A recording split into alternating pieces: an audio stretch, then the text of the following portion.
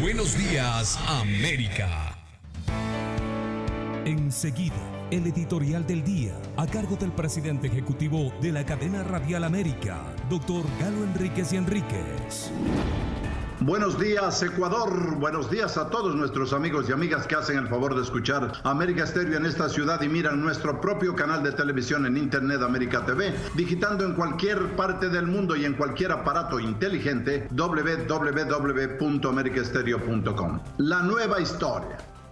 Son pocos y muy pocos. Ni los dedos de una mano se llenan con los nombres de los presidentes ecuatorianos que realizaron transformaciones fundamentales en la vida de nuestra querida república. La gran mayoría han sido presidentes que se han limitado a cumplir, en algunos casos, con su mandato para el que fueron elegidos, bien o mal, y por ello son parte de la historia republicana. También lo son, por supuesto, quienes no fueron capaces de cumplir con el mandato para el que fueron elegidos. La historia dice con claridad que Ecuador, nuestro lindo Ecuador, ha sido un país difícil de gobernar y, mejor dicho, de administrar la cosa pública. Muchas veces se dijo que Ecuador era un país ingobernable. La reciente historia previa a la Revolución Ciudadana dejó un turbulento mar en el que prevaleció la inestabilidad de los gobernantes. Pasaron en forma atropellada y sin dejar buena huella 7 presidentes, usted lo sabe. Rafael Correa Delgado, señoras y señores, emergió en ese mar tempestuoso de negros procesos neoliberales para convertirse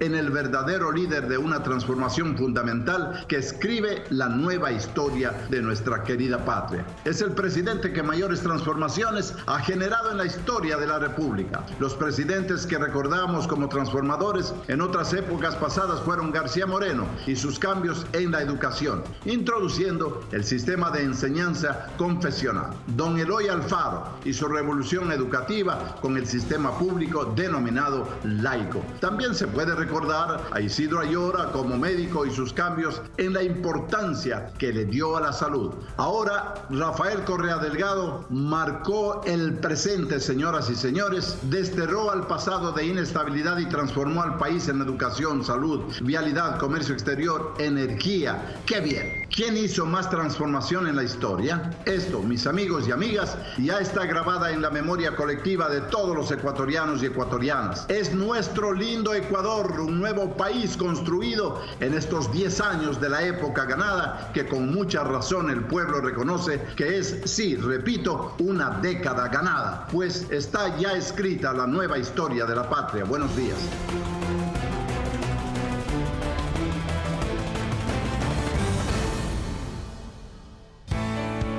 Esto fue el editorial del día, a cargo del presidente ejecutivo de la cadena Radial América, doctor Galo Enríquez de Enríquez.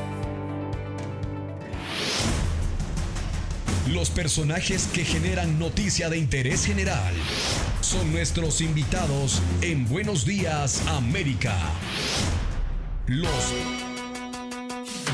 Amigos y amigas oyentes de la gran cadena Radial América en el Ecuador y el mundo entero, a todos nuestros radioescuchas y televidentes en el país, qué gusto saludarlos a esta hora de la mañana para una entrevista con el señor presidente de la República del Ecuador, el economista Rafael Correa Delgado.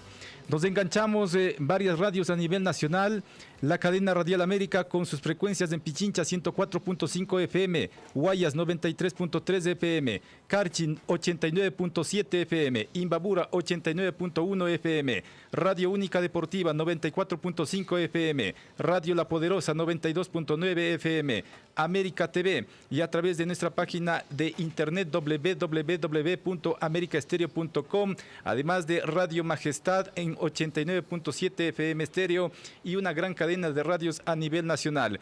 Le damos la más cordial bienvenida al señor presidente de la República. Gracias por aceptar esta invitación, presidente. Muy buenos días. Gracias a ustedes, Jorge, Fabricio, a los radio oyentes de estas estaciones de radio que tienen la gentileza de entrevistarme.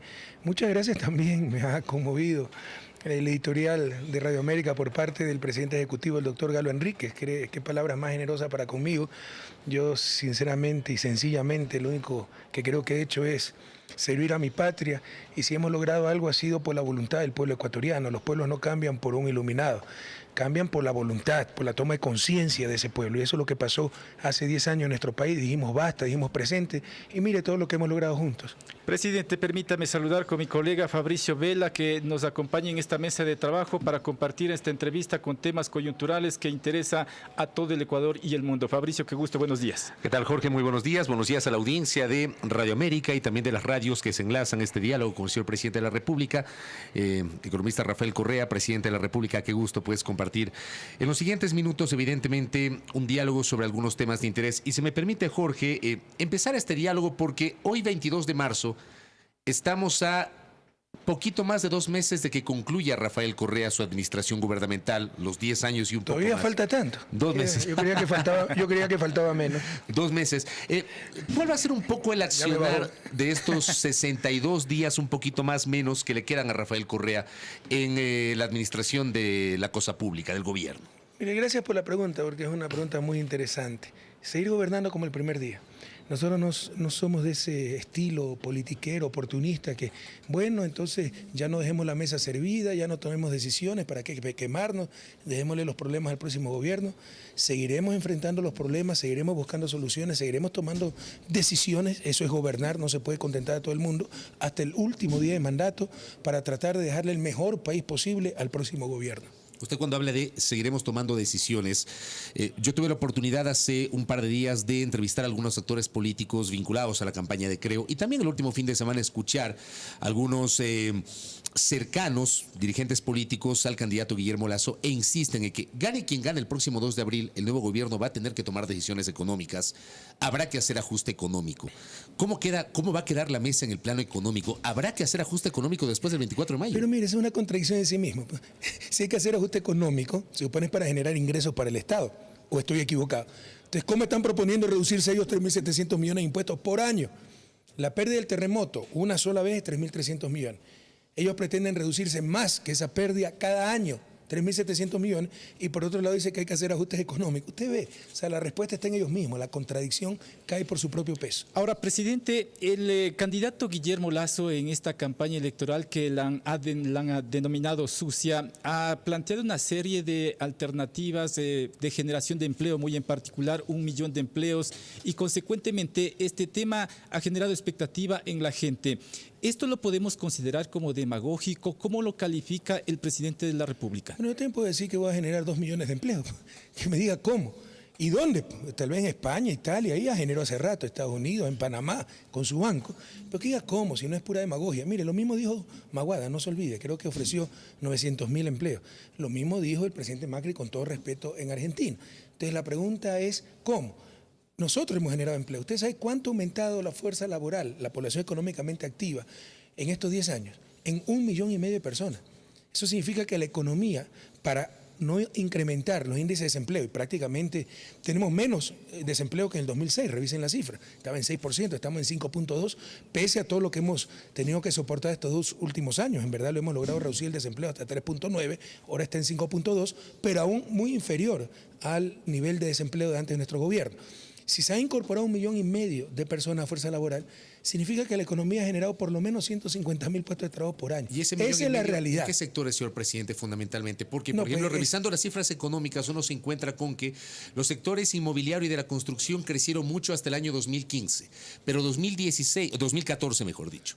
2015-2016 ya evidencia un decrecimiento fruto de la situación económica internacional. Ya nos estamos recuperando. El cuarto trimestre del 2016 ha sido muy bueno. Hemos logrado superar recesión y sin paquetazos, sin cargarle el peso de las dificultades externas, porque fue desplome no solo de las exportaciones petroleras, de todas las exportaciones, apreciación del dólar. Tuvimos que pagar 1.100 millones a Occidental y Chevron en 6 meses. Usted sabe lo que son 1.100 millones de dólares, más de 1 punto del PIB. Y eso implica directamente déficit fiscal. Entonces, pero sin paquetazos ya por ejemplo, el último trimestre del 2016 hay claro crecimiento, clara recuperación, pero tal vez no me expliqué apropiadamente. Son 1.500.000 personas que se han incorporado a la oferta de trabajo, no, a la oferta de trabajo. La población económicamente activa, la gente que tiene capacidad y voluntad de trabajar, que tiene un trabajo, busca un trabajo, etcétera, ¿no? Entonces, para atender ese 1,5 millones de personas, si no la atendiera, eso fueran algunos puntos más en desempleo.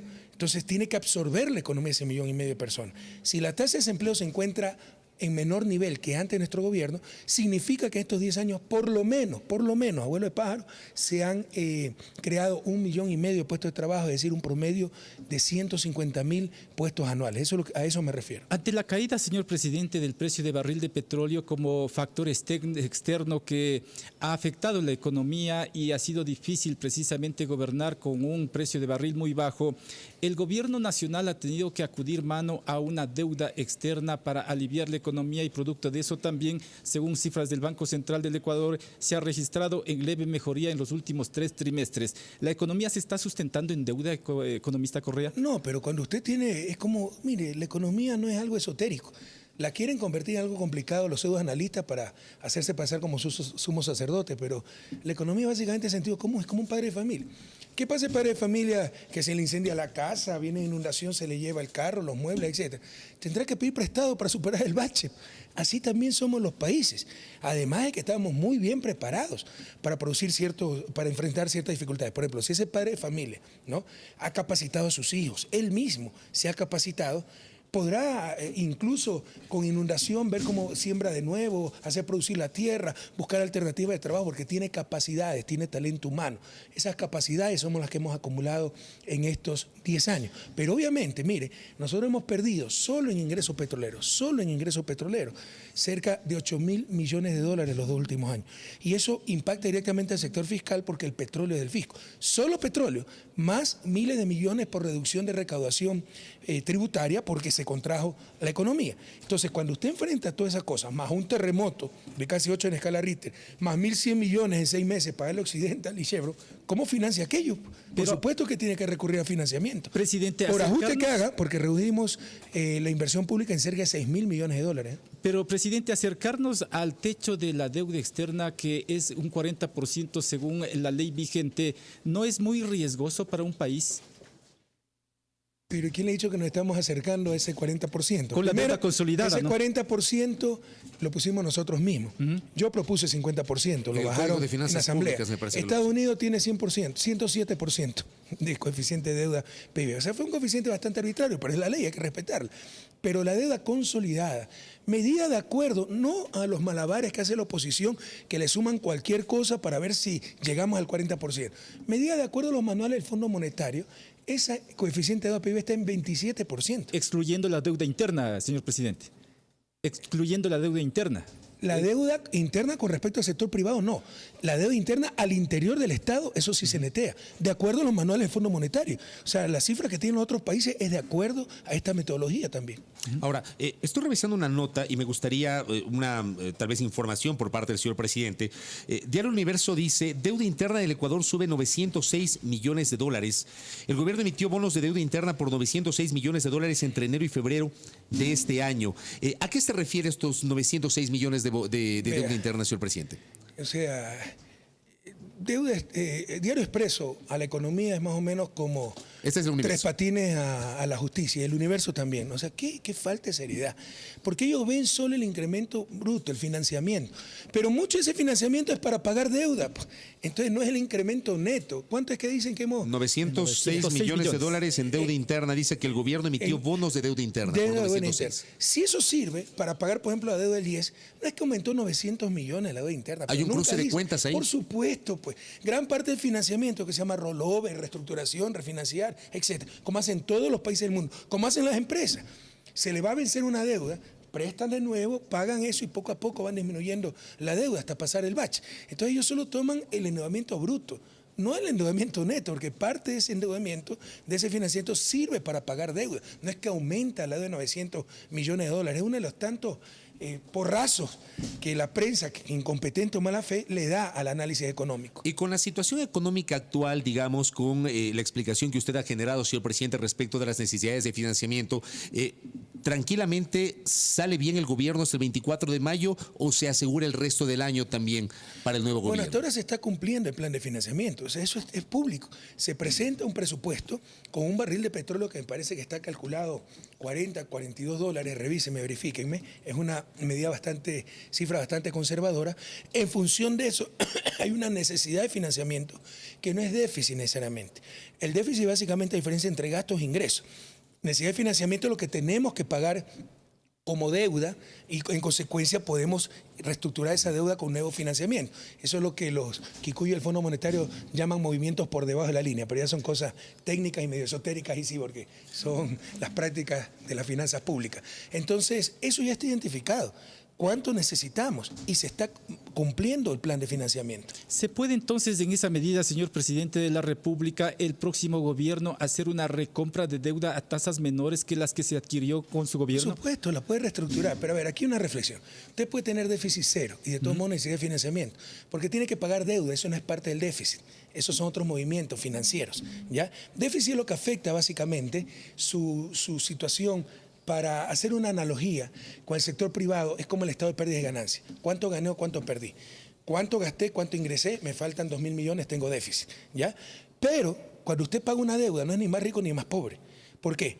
Debía $1.000 millones, presta 1.000 millones, extingue la deuda primera, pero tiene una nueva deuda, sigue con 1.000 millones de deuda. No cambió su situación patrimonial, no se hizo ni más rico ni más pobre. Entonces, usted puede tener déficit cero, pero al tener que pagar deuda, necesita financiamiento. Entonces, la necesidad de financiamiento es una constante en todos los países del mundo. Aquí nos quieren, yo leo cosas tan tontas como esta, por ejemplo. Al próximo gobierno le tocará pagar deuda. Y es que a mí no me tocó pagar deuda de anteriores gobiernos. Se dice que o sea, con ese argumento que se endeudan para el futuro, el primer año de gobierno solo podemos endeudar para 4 años, el segundo solo para 3, el tercero solo para 2 y el último año de gobierno solo se podría endeudar a 1 año plazo. O sea, son tonterías que en la desesperación por asustar a la gente, por captar unos votitos le dicen a la gente, pero qué daño que hacen porque es mala información y mala formación, una barbaridad. ¿Acaso yo no tuve que pagar deuda anterior? ¿Acaso yo no tuve que pagar los bonos que se emitieron en el 2005? ¿Y usted reestructuró la deuda externa a través la reestructuramos, de mecanismos? Teníamos que pagar deuda hace 30 años. ¿Y lo podría hacer el nuevo gobierno? Por si acaso, nuestra deuda es de menor interés que la deuda anterior a nuestro gobierno, está en 6 puntos y pico por ciento. Es fácilmente el costo manejable. ponderado. Hay algunos tramos que han sido el 9%, porque han sido las circunstancias más adversas, y usted sabe cuál es la lógica financiera. No es la lógica de desarrollo, no es la lógica de solidaridad. Tuviste inundaciones, terremotos, te caíste, te doy la mano, te ayudo para salir adelante. No, te caíste, te pateo en el suelo, te alzo las tasas de interés y te dejo de prestar. Entonces, claro que tuvimos que acceder a fuentes más caras. Pero ahora resulta que es tremendo poner bonos al 9%. Nosotros teníamos bonos al 12%, ya lo olvidaron.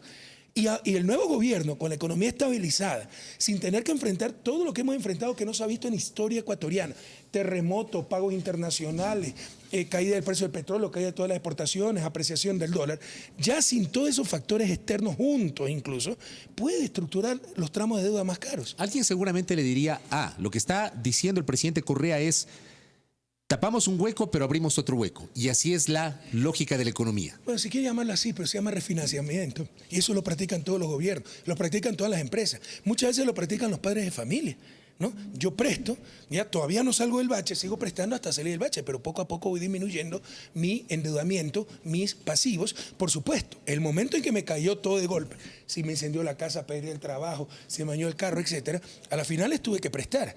Pero mientras se está estabilizando la situación, voy reduciendo poco a poco ese endeudamiento. Presidente, lo que se ha cuestionado por sectores políticos de oposición básicamente es el endeudamiento en definitiva con la China a altos costos de tasas de interés, pudiendo acudir a otros organismos multilaterales, se ha dicho de parte de la oposición, presidente. ¿Y por qué no lo hicieron antes? Pues es tan fácil.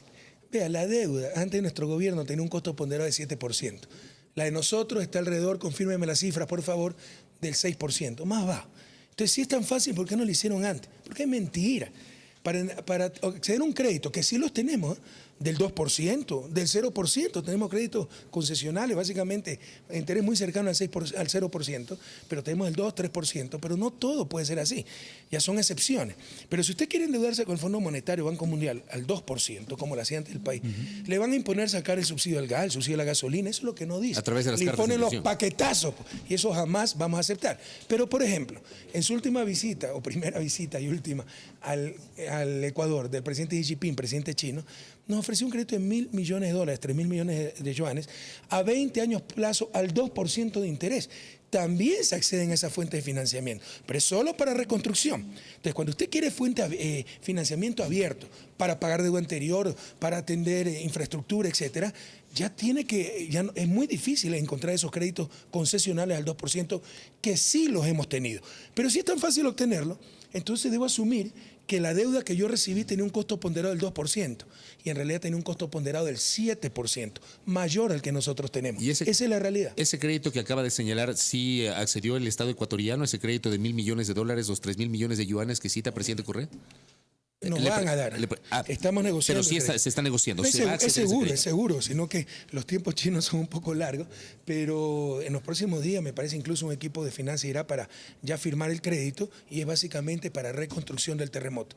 Había un cuadro que lo presenté en el Enlace Ciudadano sobre los costos ponderados de deuda. Para ser más preciso. Una cosa más, para ir cerrando la parte económica, para ir abordando otros temas. Vea, por si acaso, interés ponderado de la deuda, o sea, el costo total, desde el más barato hasta el más caro, en base al peso que tienen en la deuda total, sacar el costo ponderado, o sea, el promedio ponderado. En deuda externa, del 2006, ¿no? Antes de nuestro gobierno era 7.1%. ¿Qué promedio es? 2006. Al 2006, perdón, es 7.1%. En el 2016 fue 5.87, menos de 6%. Esa es la realidad. Entonces, si los genios de la finanza dicen que podemos adquirir créditos al 2%, ¿por qué no lo hicieron antes? ¿Y por qué me dejaron una deuda con un costo ponderado del más del 7%? Yo le decía, para ir cerrando la parte económica, se echó mano del ofrecimiento del Fondo Monetario Internacional, presidente Correa, para esta línea de crédito que permita ayudar a la reconstrucción de las zonas afectadas por el terremoto del año pasado. O sea, el Fondo Monetario nos dio unos créditos de contingencia. Eso le iba a preguntar. ¿Se echaron mano de esos? Sí, me parece que fueron unos 400 millones. Verifíqueme, por favor. ¿Y cómo está la relación con el Fondo Monetario? La relación de su gobierno con el Fondo Monetario. De mutuo respeto. Si vienen acá como turistas o con buena fe a tratar de ayudar, bienvenido. Si vienen como venían antes, como los nuevos virreyes, por el mismo avión los regresamos. Atamos de este tema económico para ir cerrando, como dice Fabricio, a la reconstrucción no solamente de Manabí, que se requirió muchos recursos económicos, pero ahora tenemos en la coyuntura también un fuerte temporal invernal, señor presidente. Va a haber necesidad también de hacer muchas readecuaciones y reconstrucción a propósito de inundaciones que se han generado básicamente en la costa, presidente. Nuevamente una muy buena pregunta. Yo creo que la naturaleza nos está poniendo a prueba. Lo que ha pasado estos 2 últimos años no ha pasado nunca en la historia del país. Un terremoto de casi 8 en la escala Richter. El terremoto de Ambato, que fue menos fuerte, causó más daño, ¿sí? Hace 70 años. 2 años seguidos de desplome de exportaciones, no solo petrolera, banano, pesca, prácticamente todo. Hemos perdido unos $10.000 millones en exportaciones en 2 años. Eso es una brutalidad, eso es más del 10 puntos del PIB. Pero hace 30 años, 86, 87, también cayeron las exportaciones 2 años. Pero nunca ha pasado todo eso junto. Y súmale que no tenemos moneda nacional y el dólar se apreció en vez de depreciarse, mientras Colombia nos depreciaba brutalmente el peso, Perú depreciaba el sol.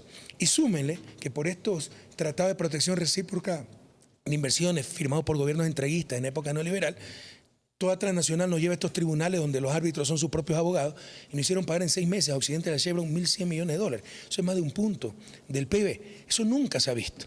Con la tercera parte de eso, hace 10 años el país colapsaba. Nos hicieron colapsar en el 99, con mucho menos y con moneda nacional. Ahora, no solo que la economía no colapsó, como predecían algunos profetas del desastre como Alberto Dají, que acá rato en junio de 2015 colapsa, diciembre de 2015, junio de 2016 y sigue quedando en ridículo. No solo que no ha colapsado, sino que hay claros signos de recuperación, pero indudablemente, o sea, ya están las cifras ahí, ¿no? Tenemos 3 trimestres de crecimiento consecutivo con respecto al trimestre anterior y el último trimestre del 2016 no solo crecemos con respecto al trimestre anterior, sino al mismo trimestre del 2015. Sube el crédito, sube las ventas, sube la recaudación de impuestos. Es decir, sin lugar a dudas, la economía se está recuperando, está creciendo y sin paquetazos. ¿Y qué montos se van a destinar precisamente en recursos económicos para enfrentar el embate de la naturaleza, presidente? Ya le iba a contestar esa parte de su pregunta. Mire, estamos recibiendo el mismo invierno, el mismo temporal, las mismas lluvias que el norte de Perú. Con todo respeto, fíjese lo que está pasando allá. Nada que ver con los impactos que nosotros hemos tenido, mucho menores, pero 10 veces menores. No es casualidad. Es que en todos estos años nos hemos preparado para las vacas flacas, que no es el infantilismo de guardar la plata bajo el colchón, sino invertir. Siempre dije, no hay mejor ahorro que una buena inversión. Gracias a los multipropósitos, tenemos menos de 10.000 hectáreas afectadas. Se redujo Pero el si impacto. no hubieran los multipropósitos, estaríamos cerca de 150.000 hectáreas afectadas. Todas afectaciones, pero muy puntuales. Hay 6.000 familias afectadas, cerca de 1.000 damnificadas. Eso significa que no pueden seguir con su vida cotidiana. Cerca de 100 viviendas destruidas y menos de 10.000 hectáreas inundadas. Pero si no eran los multipropósitos, fueran 150.000 y perderíamos centenas de millones de dólares. Entonces, muchas veces en la vida, lo más importante es lo que no sucedió. El país estaría inundado y estaríamos perdiendo centenas de millones de dólares. ¿Por qué no está sucediendo eso como lamentablemente está sucediendo en Perú?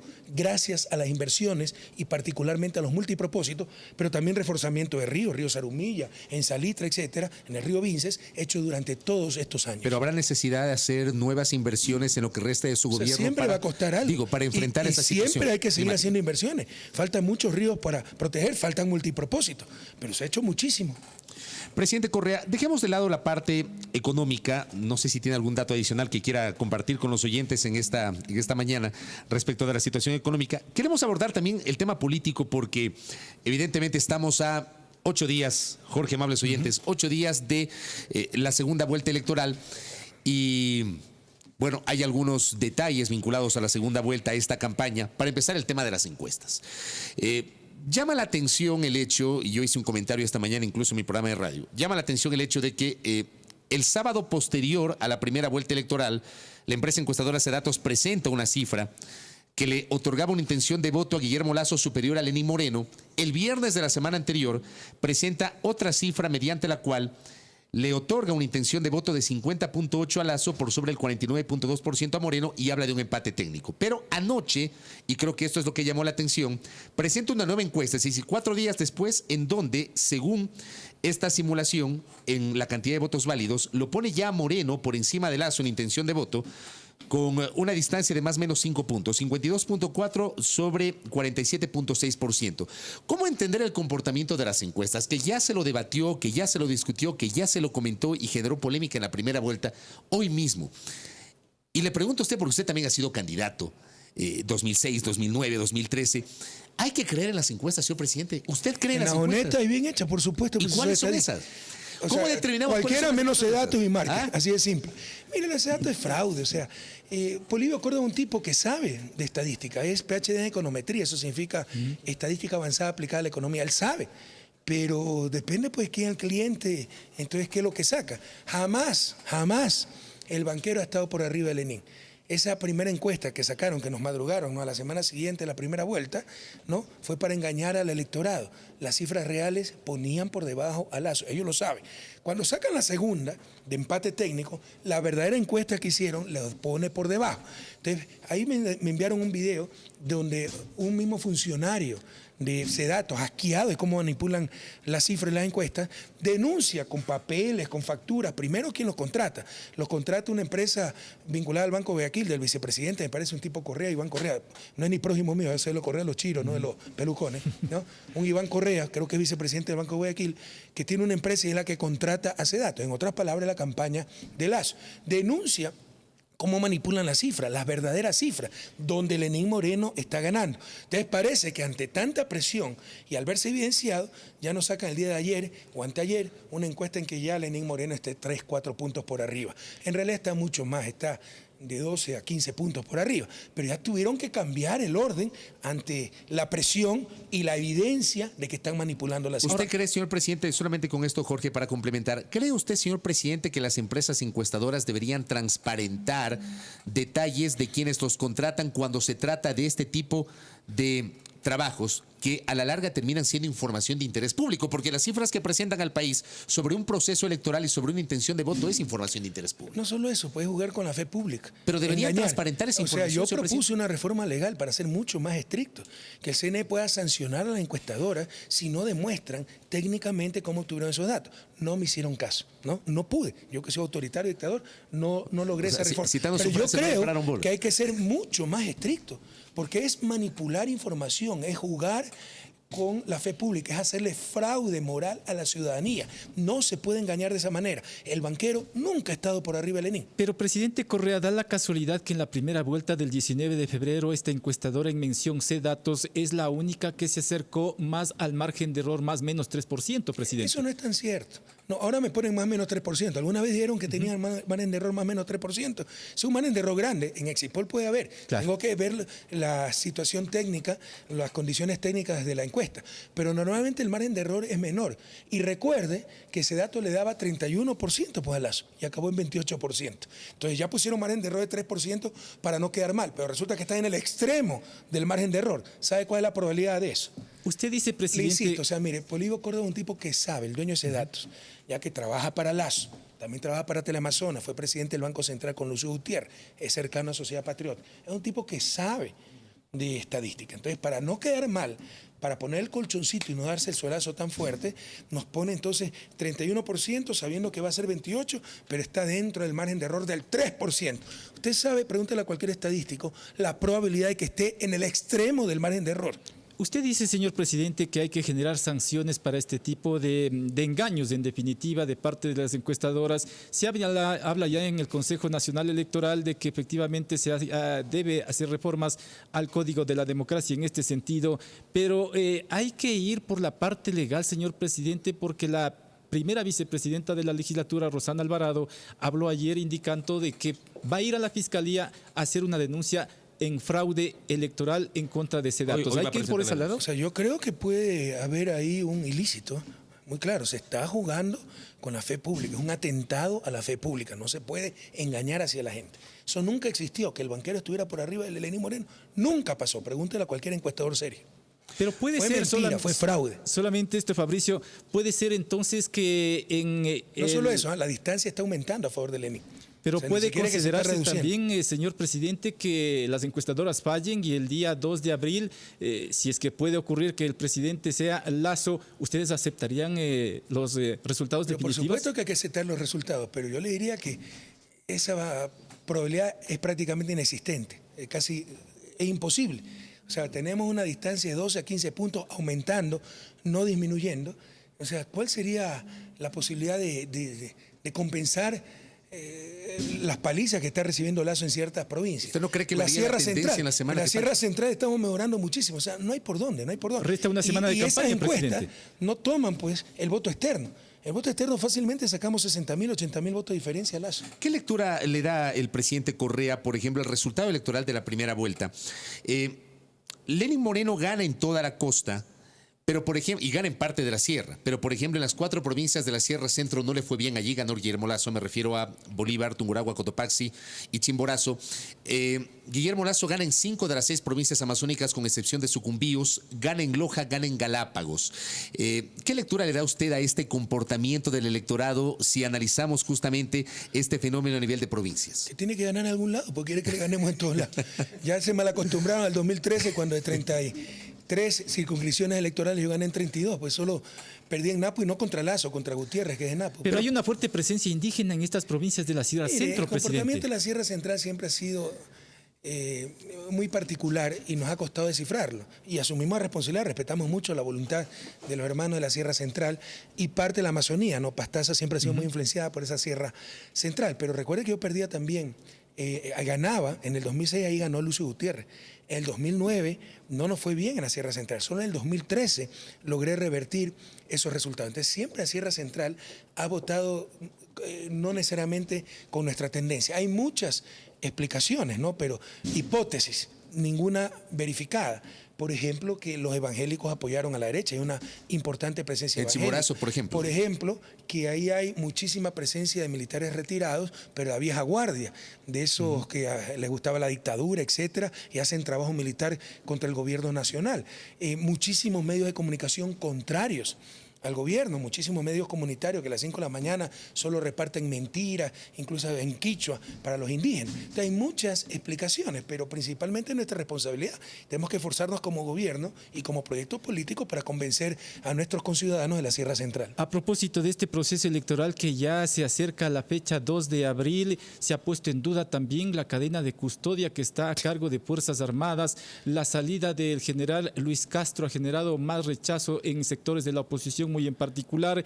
¿Usted cree, señor presidente, que hay precisamente un fraude en marcha en función de esa cadena de custodia? Fraude. Primero, no existe el término cadena de custodia, pues es un término penal. Se le ocurrió al general Castro y lo repite la prensa. Dígame dónde está en el Código de la Democracia la cadena de custodia. Los militares tienen que guardar la seguridad y el orden, están bajo el mando del Consejo Nacional Electoral en periodo de elección. Pero resulta que hay militares que creen que son los árbitros de la democracia. Los árbitros del bien y el mal están perdidos. O sea, no es su función constitucional. Pero hablemos del supuesto fraude. Ese fue nuevamente el colchón que ya preparaba la derecha para el suelazo que se iba a dar, porque sabía que iban a perder, y con bastante margen. Pero empecemos por el principio. No dijeron que iban a votar los muertos. Como había en el padrón muertos, dijeron que iban a votar los muertos. Son dos cosas distintas. Usted puede tener una persona fallecida en el padrón, porque si alguien fallece y no presentan la partida de función en el registro civil, ¿cómo lo ponen como fallecido? Y va a estar en el padrón. Pero una cosa es el padrón, otra cosa es el votante. Que me digan que es fallecido, ha votado. Todavía estoy esperando, lo he repetido en varias entrevistas. Si algún radioescucha conoce, que llame a esta radio, por favor.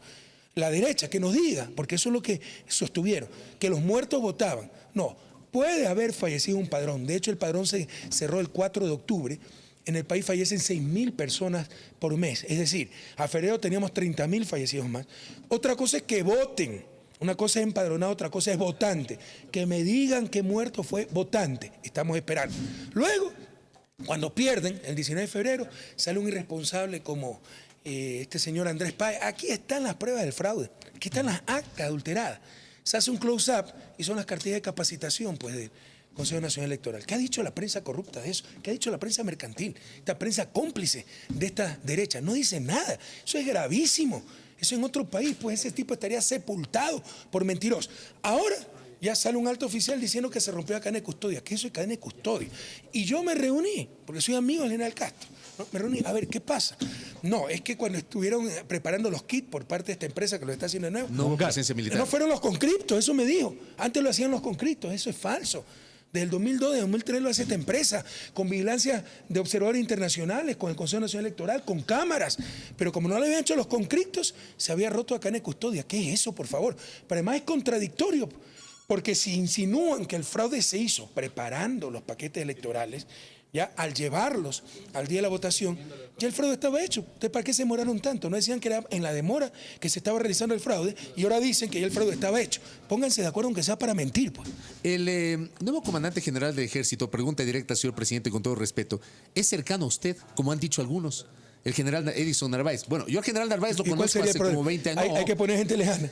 A eso me refiero. A ver, pero es que esa es otra moda, ¿no? Que es cercano que el fiscal es cercano. O sea, hay que poner un enemigo de fiscal, es un concurso. O sea, tiene que ser requisito para ganar el concurso odiar al presidente. Son infantilismo, es la frustración de esta gente que ya no tiene el poder. Ahora lo tiene el pueblo ecuatoriano. Antes ellos manejaban a diestra y siniestra lo que le daba la gana. Ahora son concursos de merecimiento. ¿Y no las pero como no ganan los odiadores... ¿Ah? ¿No las independiente del Ejecutivo, presidente, o dependiente del Ejecutivo? O sea, para ser independiente del Ejecutivo tiene que ser enemigo del presidente de la República. Por favor, maduremos un poquito democráticamente. Usted sí sabe que en Estados Unidos el fiscal lo nombra directamente el presidente. Así es. Y por ejemplo, el presidente John F. Kennedy nombró a su hermano.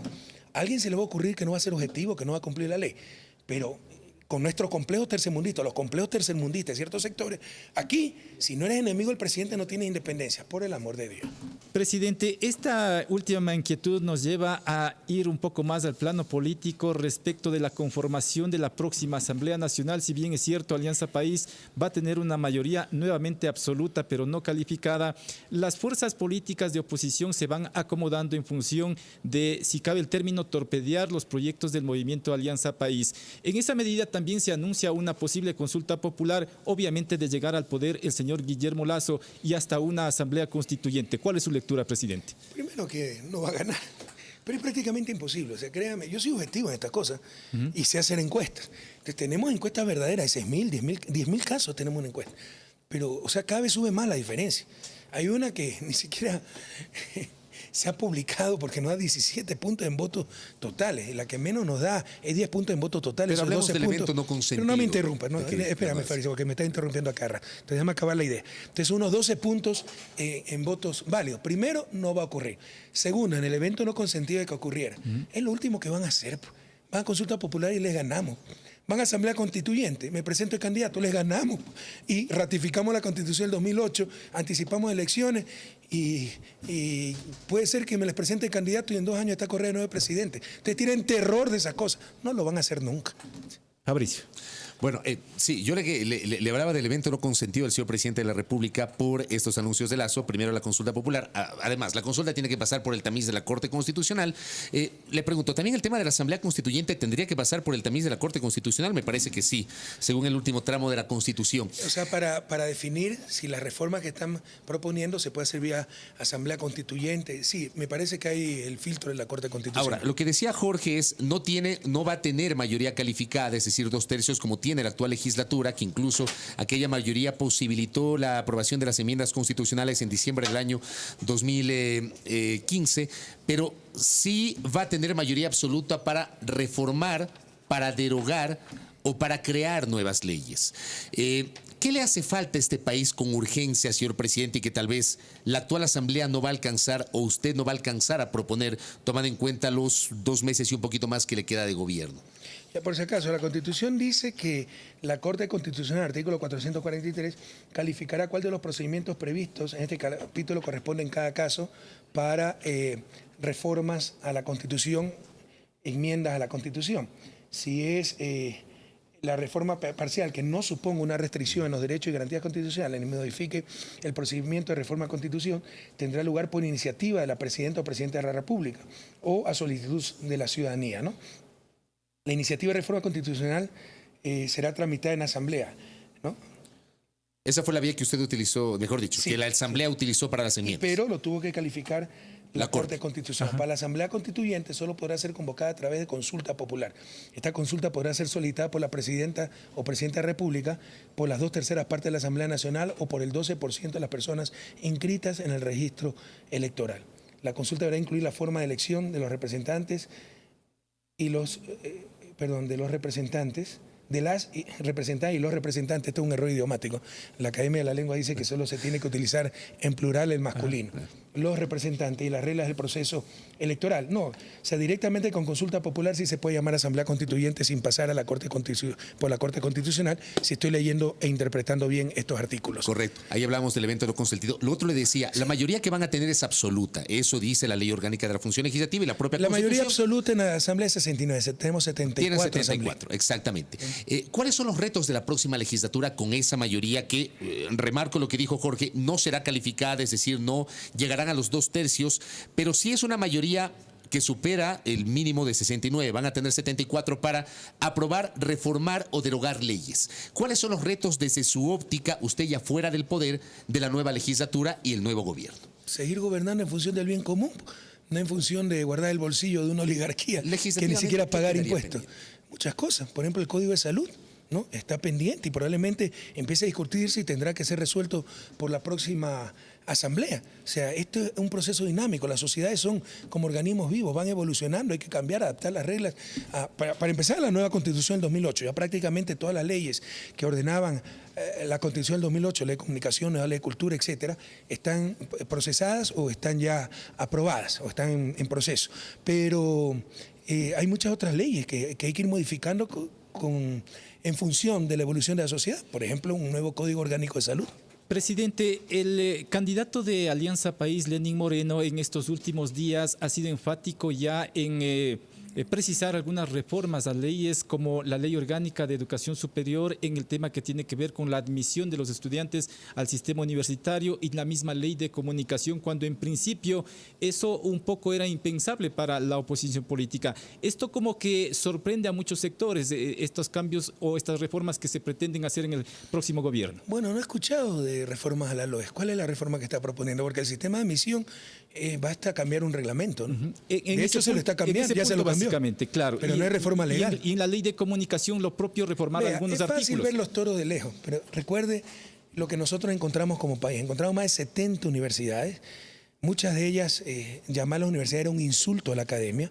Era un garaje, literalmente hablando, con bancas para niños, porque de mañana eran escuela y de tarde eran universidad. Vendían los títulos, acuérdense Cooperativa de Colombia, acuérdense todas esas universidades, y muchas de las públicas tomadas por el MPD. supuestamente libre ingreso. Nunca ha habido libre ingreso, era si le daba la gana al decano del MPD dejar entrar a un estudiante o no, y algunas veces se pedían coimas, hasta favores sexuales para dejar entrar a los estudiantes. No nos olvidemos el país que recibimos. Tenemos que ser muy duros. Cerramos 14 universidades después de haber implementado la evaluación por medio de la LOES, precisamente, ¿no? Tuvimos que centralizar el sistema de admisión para que no haya estas barbaridades, que no es que había libre ingreso, eso nunca existió. Había caótico ingreso. Había filas de las 2 de la mañana, compra de tickets al guardián, pago en las universidades públicas. ¿Qué libre ingreso me hablaban? Si se pagaba en la universidad pública, el que podía pagar entraba. Había sorteo de cupos, era un caos total. Entonces tuvimos que ser muy rigurosos. Después de haber estabilizado el sistema, después de tener el sistema que más avanza en América Latina, dicho por la UNESCO, ahora sí flexibilizamos. Se toma un examen, pero ya los chicos pueden directamente aplicar a las universidades. Antes aplicaban a las universidades a través de Cenecit, a 5 opciones. Ahora pueden aplicar 50 universidades directamente si ellos quieren, y la universidad le responde, tomando en cuenta en un 70% para universidades tipo A el examen, el ENES y el ser bachiller que se han unificado, y un 30% a discreción de la universidad, que el currículum del chico, que su trayectoria de líder estudiantil, que si el ensayo, que sus actividades deportivas, pero ya no es arbitrario totalmente, ya no es que es el 100% si me da la gana a mí de admitir a alguien o no, es un 30%. Entonces ya se ha flexibilizado ese sistema, eso es cambio reglamentario nada más. En ley de comunicación, nosotros creemos que se puede perfeccionar la ley. Por ejemplo, la Supercon puede poner multas, pero no tiene capacidad coactiva. Creemos que esa es una reforma que hay que hacer. Y por ejemplo, en el tema de la Supercon, yo conversé con el superintendente de información hace unos 2 meses más o menos, ellos tienen un proyecto listo. Decía, por ejemplo, hay casos en los cuales el régimen de sanciones debería incorporar esto que se denomina la proporcionalidad, porque evidentemente hay una sola sanción para todo el mundo. Esa tal vez podría ser otra reforma que se podría incorporar. Sí, pero no creo a la ley que de es comunicación. así. Sí se pone, hay gradación en la No, no existe. ¿Cuál es la sanción? 10 salarios básicos unificados, independientemente del medio. Bueno, o sea, sin importar el medio. O sea, la radio chiquita seguro, como el medio. Totalmente yo creo que para una radio radio pequeñita eso es tremendamente injusto. Pero para una radio grandota, el Universo, Canal de Televisión, también sigue siendo injusto porque deberían pagar mucho más. Pero mire, no nos engañemos. Lo que los grandes medios quieren es ninguna clase de regulación. Recuerde que la ley de comunicación es una transitoria constitucional. Está en la Constitución como transitoria. Esa Constitución fue aprobada en referéndum por el pueblo ecuatoriano en el año 2008. Pero como bloqueaban, no tenemos mayoría en la Asamblea, y bloqueaban los medios de comunicación la ley que era mandato constitucional aprobado en las urnas, lo propuse nuevamente en consulta popular en el 2011. Nuevamente el pueblo ecuatoriano la aprobó. Siguieron, y lo ordenó, siguieron bloqueando hasta que logramos mayoría absoluta en el 2013 y pudimos aprobar la ley. Antes sí existía ley de la dictadura que podía cerrar canales de televisión. Había un consejo con mayoría del gobierno, pero no regulaba a los medios impresos. Pero existía una ley, ¿no? ¿Ya? Para los medios audiovisuales. Que no, que cómo es posible un consejo con mayoría de gobierno, cómo es posible cerrar medios de comunicación. Solo debe haber multa, solo debe haber sanción pecuniaria. Perfecto, la nueva ley tiene sanción pecuniaria, ahora porque hay multa. Lo que no quieren al final del día es ninguna regulación. Y eso es totalmente antidemocrático. Todo poder debe ser regulado por la sociedad y esa regulación a través de la sociedad se llama ley. Presidente Correa, si bien es cierto ustedes tienen una mayoría absoluta en la próxima Asamblea Nacional, también hay que precisar que no todos los asambleístas electos son de Alianza País, decir puros de alguna forma, son también aliados y allí es cuando la estrategia de la oposición apuntaría a romper ese bloque que aparentemente se presenta sólido, presidente. O sea, usted está hablando del hombre del maletín entonces. Eso ya se está rumorando, presidente. Vea, estos son cuentos, sangran por la herida por la victoria contundente que hemos dado. La verdad es que la inmensa mayoría son de Alianza País. Tuvimos alianzas locales, pero con un Montgomery Sánchez, por ejemplo, en el Oro. Montgomery, pues, es más orgánico y leal que cualquiera de nosotros. O sea, es gente probada que ha estado con nosotros desde el inicio, en la lucha, pero tienen que sembrar alguna duda a los perdedores para ver, pues, si mitigan un poco la derrota contundente que sufrieron. Pero, presidente, recuerde que en esta asamblea que está terminando también se alejaron del partido personas como Fernando Bustamante, por ejemplo, Osvaldo Larriva. Usted debe tener objetividad. O sea, cuando tiene 100 asambleístas, lo único que le toca es de crecer un poquito, pues ya no puede crecer. ¿Y cuántos se fueron? ¿2? ¿Tres? O sea, hablemos de los 97 que se quedaron. No hay proporción, no hay por dónde empezar. Entonces, por favor, o sea, no con todo cariño, no practiquemos ese periodismo de tratar de torturar los datos para decir que las cosas están mal, porque por el contrario, las cosas están muy bien. Empezamos con 100 asambleístas y hemos terminado con 97. ¿Cuándo se ha visto aquello en historia nacional? ¿Usted termina satisfecho con el trabajo de la actual legislatura, señor presidente? O sea, siempre hay insatisfacciones, ¿no? Pero en general ¿Qué puedo le decir insatisface? que siempre hay un poquito de novelería por ahí, me cambian las cosas, no pasan otras. Por ejemplo, en esta barbaridad de la prisión por apremio, ¿no? Por pensión de alimentos. O sea, automáticamente, de acuerdo a la ley, lo cual es totalmente equivocado, usted no paga 2 meses la pensión alimenticia de sus hijos y se va preso. ¿Qué solucionan con eso? El niño continuará sin pensión alimenticia. Si usted no podía pagar por falta de empleo, se irá sin empleo. Y el Estado tiene que mantener un preso más. Todos perdemos. Esto es un absurdo. Hay que ver si hay mala fe, si hay dolo. Si por pillo ese tipo, teniendo trabajo, teniendo plata, no paga la pensión alimenticia. Entonces ya hay una demanda de inconstitucionalidad. La Asamblea, y tenemos que participar, Ejecutivo, Asamblea, etcétera, para apoyar o rechazar esa propuesta. La Asamblea la rechazó, ¿no? Porque hay supuestas feministas que creen que mandar preso a todo varón, y hay mujeres presas también, dicho sea de paso, ya es la solución a todas las cosas. Debemos cambiar un poco esa mentalidad. Por supuesto que en ningún proyecto político podemos coincidir en todo, ni yo coincido en todo, es diferente lo que pienso de tarde que lo que pensé de mañana, ¿no? Entonces es discutir, etcétera. Pero en general hemos tenido un bloque de compañeros absolutamente orgánicos, sumamente leales, sumamente patriotas, sumamente consistentes ideológicamente. Una inconformidad quizá total con el bloque legislativo de país fue la ley de economía popular y solidaria que la vetó totalmente, presidente. Precisamente, ¿no? Porque metió mano todo el mundo, por querer contentar a todo el mundo. Habían cosas muy graves, por si acaso. Yo la veto por pedido de las organizaciones de la economía popular y solidaria. Por ejemplo, el Fondo Ecuatoriano Popular Un Progreso. Me pidieron vetarla porque era perjudicial para ellos. Por contentar a uno, hacían daño a otros, ¿no? Amigos y amigas oyentes, estamos con la entrevista con el señor presidente de la República, economista Rafael Correa Delgado, que está transmitida por la cadena Radial América en Pichincha a través de 104.5 FM, en Guayas 93.3 FM, Carchi 89.7 FM, Imbabura 89.1 FM, Radio Única Deportiva 94.5 FM, Radio La Poderosa 92.9 FM, América TV en nuestro canal de televisión, Radio Majestad 89.7 FM y una infinidad de radios a nivel nacional que retransmiten esta entrevista, Fabricio. Déjeme citar también a Teleciudadana, pues, y a Radio Ciudadana, que están retransmitiendo este diálogo con el señor presidente de la República. Algunos temas de coyuntura. ¿Cuál es el futuro de TAME, señor presidente? Bueno, TAME es una empresa que tiene pérdidas. Es verdad que hace lo que las otras aerolíneas comerciales no hacen. Por ejemplo, cubre rutas. Un ejemplo, Quito-Loja, no es rentable. Si no está TAME, no está nadie, que viajamos a Aguilar a Loja. Entonces siempre va a tener pérdidas por esas rutas sociales, pero tendrán pérdidas más allá de esas rutas. Entonces estamos haciendo ajustes, estamos buscando un socio privado que sepa del negocio de aviación. Ese es uno de los problemas que teníamos. Antes, mire, ahora supuestamente hay estatismo. Antes TAME se la regulaba desde el Estado totalmente, estamos en manos de la Fuerza Aérea. Había un duopolio, TAME y Aerogal. Cuando abrimos a competir el mercado, entra LAN, etcétera, ahí empiezan los problemas de TAME. Pero es correcto, pues, no podemos el Estado guardar un duopolio, solo 2 empresas participando. Y TAME tiene que competir.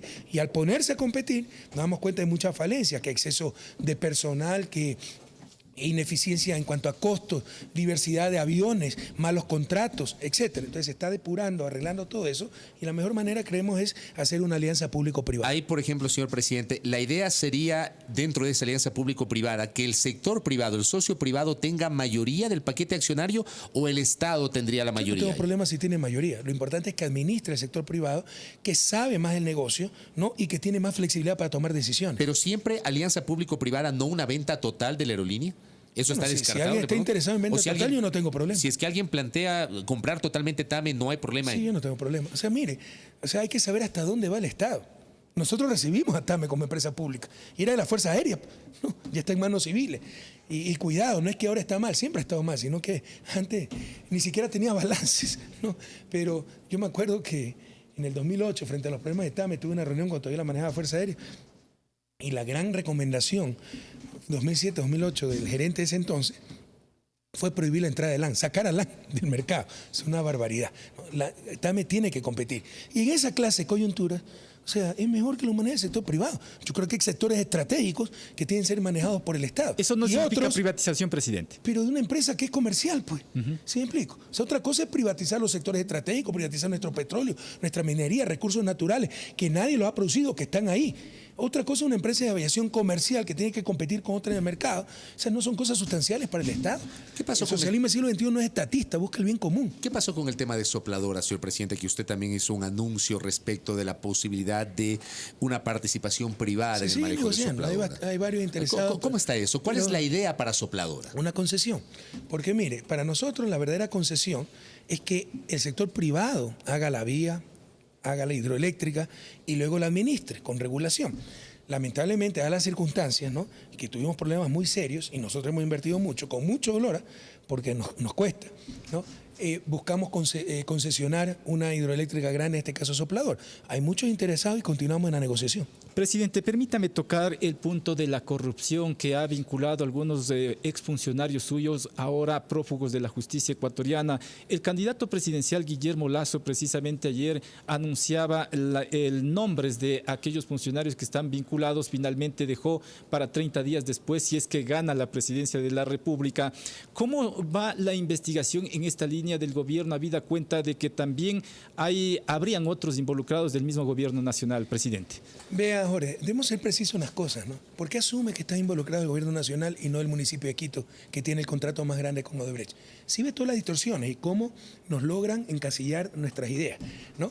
Por si acaso, dicen que nadie está preso por el caso de Odebrecht. Y este señor Terán, este señor San Miguel, al cual no se le aplicaron medidas de prisión porque estábamos en etapa electoral y ya candidato, pero tiene movimientos muy extraños en su cuenta, ha sido asesor del alcalde de Quito, viajó junto a él, reconocieron a Brasil, pero no se ha hecho nada. ¿Por qué? Porque no está involucrado todavía un funcionario del gobierno. Eso es pura politiquería, no es lucha anticorrupción. Entonces, por favor, seamos objetivos y superemos ese bombardeo mediático para hacer de casos anticorrupción politiquería. Por ejemplo, involucrados en mi gobierno, funcionarios, ¿quiénes son? Los que están prófugos: Carlos Pareja Yanuseli, Pedro Delgado. ¿Qué horas son las cachiporreras? Pues las cheerleaders de la candidatura de la derecha. ¿Qué le quiere decir eso? Que los corruptos están con la derecha porque saben que con nosotros no habrá impunidad. Pero no dice que el jefe de la mafia de Petroecuador es Carlos Pareja Cordero, social cristiano, fugado, creemos en Perú. Eso ni se menciona. Cuando es la cabeza de la mafia. Y tenemos indicios que también está involucrado en la red Odebrecht. Indicios muy concretos, que en su momento lo conocerá el país. Entonces, manipulan las cosas. El resto involucrados, por si acaso, han sido funcionarios de carrera de Petroecuador. No es que los pusimos en nuestro gobierno. Entonces, no dejemos manipularnos por los de siempre, no banalicemos algo tan serio como lucha anticorrupción. Y el pobre Lasso, desesperado, ni siquiera está bien asesorado. Que en los 30 primeros días de mi gobierno, 24 de mayo, usted acaba de decir, ¿por qué el gobierno no avanza en las investigaciones de Odebrecht? Constitucionalmente eso le corresponde a la Fiscalía. Pero para que vea las imprecisiones que tenemos y cómo le hacemos el juego a la derecha para politizar esto. Pero Lasso dice, en un mes máximo, después del 24 de mayo, si me posesione presidente, revelaré la lista de Odebrecht. Pobrecito, está perdido. Porque el convenio de confidencialidad con Brasil vence el 2 de junio. O sea, el 2 de junio ya sabemos todas las listas de todos los países. Y el pobre hombre está hablando del 24 de junio, un mes después de posesionado. Está perdido en el tiempo y en el espacio. La verdad es que se sigue avanzando en la investigación de Odebrecht. La responsable es la Fiscalía, pero nadie tiene esa lista. Este Lasso dice que Colombia y Perú, ¿dónde está? ¿Usted la ha visto? Brasil la tiene y dice que tiene un convenio de confidencialidad hasta el 2 de junio. El Departamento de Justicia de Estados Unidos probablemente la tiene. Ha dicho claramente que no la va a revelar hasta acabar las investigaciones. O sea, ¿de dónde sacamos la lista para darle gusto a la derecha desesperada porque va a perder el próximo 2 de abril? Pero lo que se cita también es que en Colombia y en Perú sí ha habido señalamientos. No se ha presentado la lista ciertamente. Y aquí también. Pero ha habido pero como no son del gobierno sino del municipio, dicen que no existe nada. O acá no hay presos. Por movimientos rarísimos en sus cuentas, por viajes con él y que coinciden con viajes del alcalde a Brasil para negociar el metro, etc. Pero como no son los políticamente correctos, dicen que no hay nada. Y por si acaso, en Colombia, no es por la lista de Odebrecht, es por un viceministro que presidente. Detectaron depósito en sus cuentas, lo capturaron y empezó a develar a todo el mundo. ¿Y lo de Perú? ¿Ah? Lo de Perú. Lo de Perú es algo similar. ¿Usted conoce la lista de Perú? No. Dígame eso. Pero ese mencionado a la García. Pero dicen, y de tanto repetir, ya es una verdad histórica, que Colombia y Perú tienen la lista. ¿Ustedes han visto la lista? No la tienen, al menos Colombia no la tiene, eso me lo dijo Santos. Perú no sé, pero ¿dónde está? Pero además, ¿dónde está la lista de México? ¿Dónde está la lista de Argentina? ¿Dónde está la lista de Guatemala? ¿Dónde está la lista de República Dominicana? ¿Dónde está la lista de Panamá? ¿Dónde está la lista de Mozambique? ¿Dónde está la lista de Angola? Todos esos países están involucrados en el caso de Brecht, pero solo es Ecuador que está ocultando la lista. Ya basta. No insulten nuestra inteligencia. Presidente, usted en el enlace ciudadano del sábado presentó una serie de condiciones, y sí quisiera que ampliemos un poquito el concepto sobre eso, con todo respeto, presidente. Una serie de condiciones que no sé si planteó el Departamento de Justicia o Brasil para que... Odebrecht. Explíquenos un poco esas condiciones. Odebrecht negocia acuerdos con los diferentes países. Tiene uno negociado con Perú, tiene uno negociado con Colombia. Probablemente, en base a ese acuerdo, le entregó la lista, pero la lista no es pública. Están investigando qué es lo correcto. Porque no es que me dice, Fabricio Vela está involucrado de Brecht y ya Fabricio Vela se va preso. Tengo que verificar si tiene depósito en su cuenta, con qué contrato está relacionado. O sea, no es que un corrupto me dice, tal persona está en la lista y ya esa persona es culpable. Entonces, si tiene la lista Colombia y Perú, sus fiscales, o lo que corresponda allá, porque varía la misión de cada institución, se llaman de igual forma, pero tienen diferentes competencias los fiscales, ¿no? Si lo están investigando sus fiscales, la mantienen en confidencialidad hasta acabar las investigaciones, lo cual es lo correcto, porque estas cosas no pueden ser propaganda política, nada, son hechos de corrupción muy serios que tienen que ser tratados en estricto apego a la ley y a la justicia, ¿no? Pero, por ejemplo, con Brasil, también tiene un acuerdo de Brecht. Revise ese acuerdo. Ese acuerdo es imposible en Ecuador, con todo respeto a Brasil. Claudicó el Estado brasileño, le cedió todo a Odebrecht, porque el problema es muy grave, ¿no? Están involucrados centenas de personas y existe corrupción por todos lados. Entonces claudicó el Estado brasileño, todo lo que le otorga Odebrecht, que así sea posible, ¿no? Sería inadmisible otorgarle en Ecuador, pero además en Ecuador es imposible, porque hay prohibiciones constitucionales y legales. Por ejemplo, garantizar que no va a tener ningún proceso penal. Eso es imposible. Eso no se puede comprometer el presidente de la República, el fiscal, nadie. Y eso es lo que pide Odebrecht. Y el fiscal precisamente, señor presidente, así como el Contralor General del Estado, ¿están agilitando el proceso para que se entregue esta lista, presidente? Está en este momento en Estados Unidos negociando con Odebrecht. Pero le insisto, no es tan fácil. La empresa pide imposibles, ¿ya? Que ya tal vez consiguió en Brasil. Pero el Estado brasileño claudicó frente a Odebrecht, ¿no? Y aquí, así fuera posible hacerlo, sería inadmisible. Créame que sería repugnante para toda la ciudadanía, pero además imposible por restricciones constitucionales y legales. Pero imagínense, o sea, la derecha, Lazo quiere posicionar, entonces que por eso estamos demorando y ocultando la lista y que yo tengo la lista. O sea, yo qué voy a tener esa lista, ¿no? Y le aseguro que esa lista hay gente como Lazo, pues con plata en paraísos fiscales, etc. Pero en Argentina también dio coimas, pues. Odebrecht. ¿Dónde está la lista argentina? Él es muy amigo del gobierno argentino. ¿Dónde está pues la lista en Argentina? Y ahí no dice nada. Es porque no es tan fácil, señores. Se está en negociaciones, se está en investigación. Incluso cuando dé la lista de Odebrecht, no es que da la lista 30 nombres. Aquí están los 30 culpables, hay que investigar. Es una empresa corrupta que está dando nombres. Hay que verificar.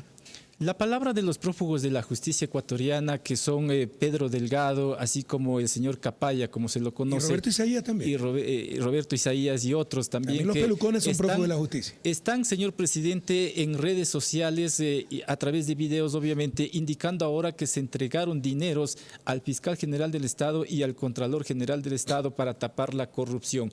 ¿Pierde total credibilidad la palabra de estas personas, presidente? Pero por supuesto, no tiene ninguna credibilidad. Mire, tiene tanta credibilidad que yo ni siquiera he visto esos videos. No tiene ningún impacto, ya nadie les cree nada.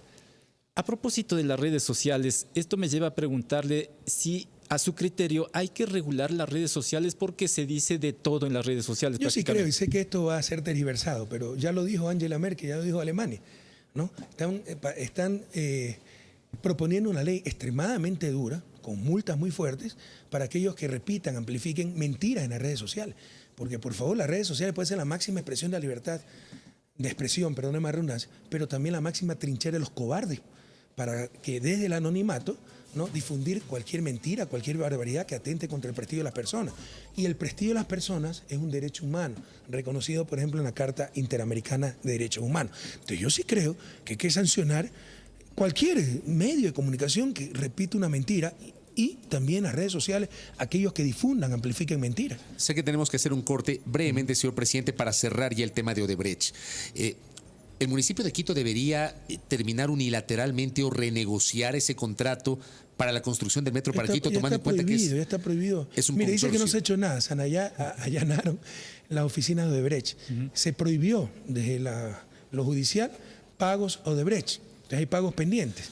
Y obviamente pues ya hay que cerrar el único contrato que existía de Odebrecht, ¿no? No era con el gobierno. ¿Entiende eso la ciudadanía? No era con el gobierno, ¿no? Era con el municipio de Quito. Esto es lo que no se dice, es el metro de Quito. No solo eso, con una empresa española que también ha contratado en Colombia y tiene serios problemas. Creo que contrató Dragados de Río, no recuerdo, ¿no? Y también hay serias anomalías en la contratación. Por eso los fiscales de Colombia y Ecuador se están reuniendo para actuar juntos, porque es el mismo consorcio que actuó también en Colombia. Pero eso no se dice. Entonces, si Odebrecht tenía comprado al gobierno ecuatoriano, que es lo que quiere insinuar, ¿cómo es que no tiene ningún contrato con nosotros? Y tiene contrato con el Metro de Quito. Presidente, permítame hacer una ligera pausa para ya después del corte entrar en conclusiones. Buenos días, América. Inicio de espacio publicitario. Escuchemos lo que dicen Carlos Pérez Guartambel y Lourdes Tibán sobre el banquero Lazo. Con Guillermo Lazo, que es el responsable del feriado bancario. Solo 9.000 millones de dólares nos robaron los banqueros. El banquero defiende a los banqueros, es lógico. Yo no soy vicepresidenciable para nadie. Y peor para un banquero. Y peor para alguien que le jodió al país con el feriado bancario. ¿Quién es más ladrón? ¿El que roba un banco o el que funda un banco? El cambio de Lazo es la banca otra vez al poder. Conoce más en www.esteeslazo.com. Juventudes Alianza País. Publicidad electoral. CNE Elecciones 2017. Segunda vuelta. No espere más. Matricúlate ya. Sé un profesional del volante. La Escuela de Capacitación del Sindicato de Choferes Profesionales de Pichincha te invita a los cursos para obtener el título de conductor profesional para la licencia tipo C y tipo D. Requisitos: primer año de bachillerato. Escoja su horario: matutino, nocturno y fines de semana. Lo esperamos en la Inglaterra, en el 30197 y Vancouver. Contactos al 2500-075. 2500-075. Sindicato de Choferes Profesionales de Pichincha. Más de un siglo formando conductores del tercer milenio. Querido ecuatoriano, te habla Lenín Moreno. El futuro de nuestra patria otra vez está en vuestras manos y claro, es momento de reflexionar sobre el país que queremos. Vamos a eliminar la desnutrición infantil, acabar con la violencia de género, desterrar totalmente las drogas y sus perversos promotores y llevar a cero la pobreza extrema, con el más agresivo plan de vivienda de la historia, que generará una dinámica productiva tan fuerte que será un extraordinario generador de empleo.